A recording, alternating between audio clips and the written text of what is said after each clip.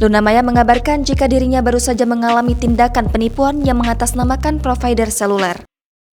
Saat itu, Luna sedang sibuk foto-foto, kemudian ada telepon masuk yang menawarkan Luna menukar poin miliknya. Sesaat, Luna sempat curiga karena nomornya bukan nomor kantor, namun ia sudah terbawa arus percakapan dan lupa akan kecurigaannya. Tak hanya itu, oknum penipu tersebut juga menawarkan Luna menukarkan poin sisanya dengan sejumlah uang. Hal itu juga membuat Luna tertarik dan tak ada kecurigaan lagi. Setelah Luna berminat menukarkan poinnya dengan sejumlah uang, ia pun diarahkan untuk melakukan transaksi lewat e-wallet atau dompet digital. Tanpa disadari, Luna Maya memberikan nomor OTP yang seharusnya tak diberikan kepada siapapun.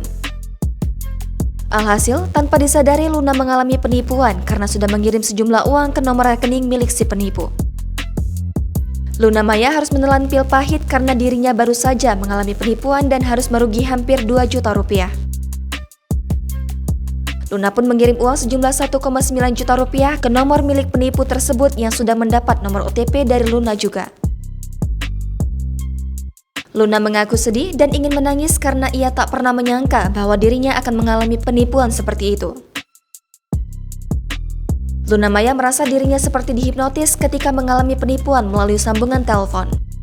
Bukan hipnotis yang membuatnya tertidur, Luna merasa bahwa dirinya dihipnotis dengan dibuat sibuk dan mengikuti arahan si penipu. Luna merasa tak mendapat waktu untuk berpikir jernih apakah yang dilakukannya benar atau tidak, sampai akhirnya ia mengirim uang sejumlah 1,9 juta rupiah. Luna sadar ketika dirinya diminta untuk transfer kedua kalinya, sebab oknum tersebut meminta dirinya mengirim uang sebanyak 3 kali. Ketika sedang mengobrol dengan oknum tersebut, Luna sudah diperingatkan bahwa itu adalah penipuan.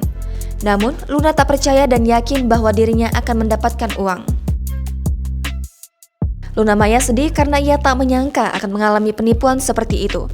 Padahal ia sering mengingatkan orang terdekat untuk berhati-hati.